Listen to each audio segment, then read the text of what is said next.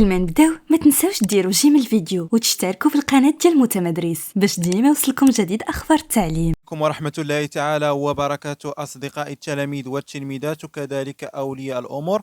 مرحبا بكم في هذا الفيديو الجديد. ففي هذا الفيديو كما كتشوفوا معايا أن الإضرابات ما زال مستمرة في المغرب، الإضرابات الوطنية ديال الأساتذة، الإضرابات الوطنية الإنذارية.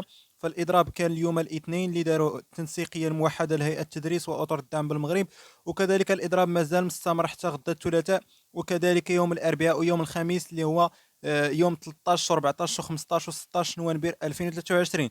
هاد الاضرابات هذه يعني الاساتذه كيحضروا المؤسسات التعليميه ولكن ما كيلتحقوش بالاقسام احتجاجا على النظام الاساسي اللي سموه الاساتذه النظام الاساسي المجحف.